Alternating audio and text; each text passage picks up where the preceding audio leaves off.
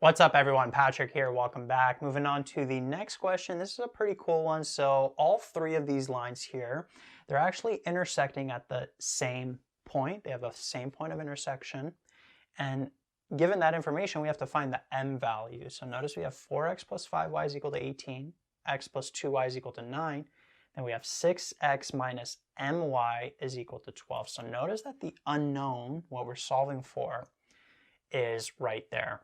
The question is, how are we going to go about this? Now, just to give you a visual, these three lines I'm about to draw, they're not to scale or anything, but what's going to happen is, let's say these three lines did look like what I'm about to draw. So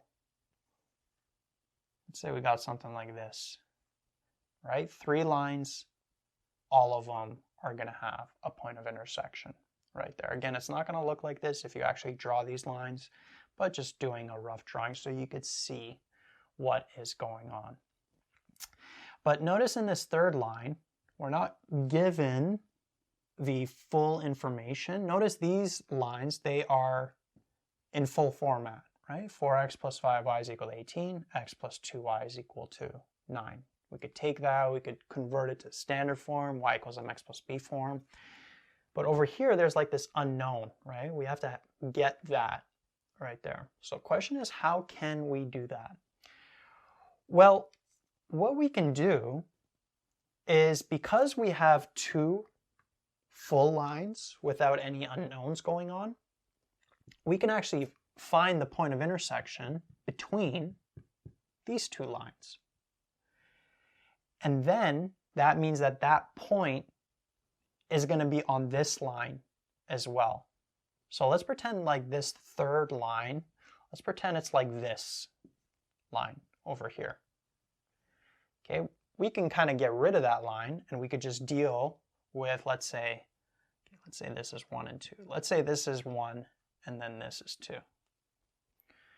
Okay, we can just deal with line 1 and line 2. And we can find that point of intersection between these two. So we can get that x and y. And then this point here is going to be on this line as well, because this line, this third line, is going to have that same point of intersection, meaning that this point is on this line. So once we get that x and y, what we could do is we could plug in those values for x and for y and then solve for n. Right? Because if this point is going to be on this third line, then that means that the left side has to equal the right side for that x and y value, for that particular x and y value that's going to be on that third line. Okay, so hopefully that made sense. So one more time, we're going to find the point of intersection between these two lines, right? Which is going to be that right there.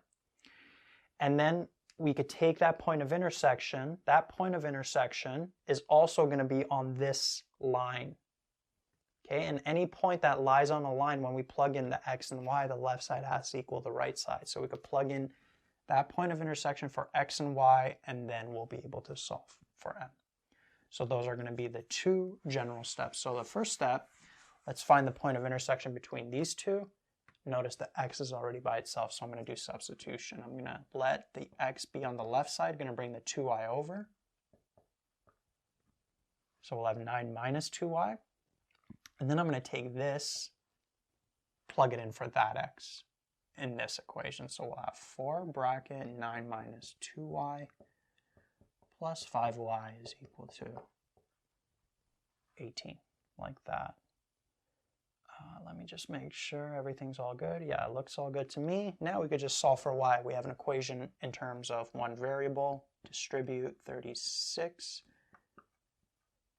minus 8y plus 5y is equal to 18. I'm going to bring the 36 over. This is like a positive 36. When I bring it over, it becomes negative. Be careful, this negative is still attached to the 8y. 18 minus 36 is negative 18. Negative 8y plus 5y is negative 3y. Divide both sides by negative 3. Y is equal to positive 6, right? Negative divided by negative is a positive. So the y value of the point of intersection is going to be 6. And then let's get the x value. You could plug it into either this or that, doesn't matter, that y value, and then solve for x. I'm going to plug it in here since we already isolated for the x, like that. So we'd have 9 minus 12, which is negative 3. That's what the x value would be. Right? So negative 3 and 6 is the point of intersection between all 3 lines, between these 2 lines and all 3. And so that means at this point, negative 3 and 6 lies on this line. And then if you want, you could do a quick check here. So we could check with both of these just to quickly make sure. So 4 times negative 3 is negative 12, plus 5 times 6 is 30. Notice that that is equal to 18. Left side equals right side. Then we could check this with this line. So we'd have x, which is negative 3 plus 2 times 6. Does that equal 9? Negative 3 plus 12 does indeed equal 9. Okay, so we checked. We could be pretty confident that that's the point of intersection, right? We checked it with both of these. Okay, so now that point is, this point here is also on this line. So now we could just plug in 6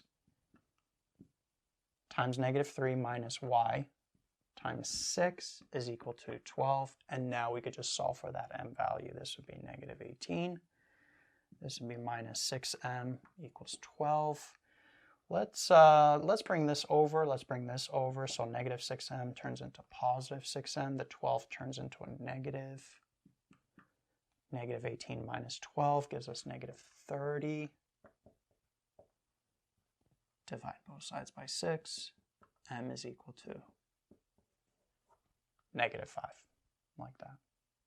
So this m value is negative 5. So the way this line actually is 6x minus, be careful here because the m is negative 5, so it's like negative negative.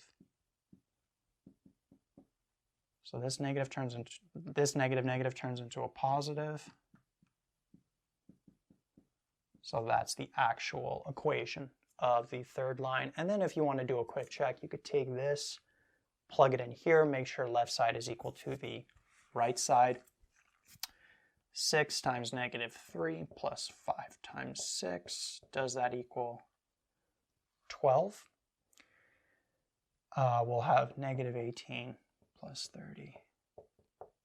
And indeed, negative 18 plus 30 does equal 12. Left side is equal to right side. So we could do a final check as well. Okay, so with all the checks that we did, we could be pretty confident that that m value is equal to negative 5.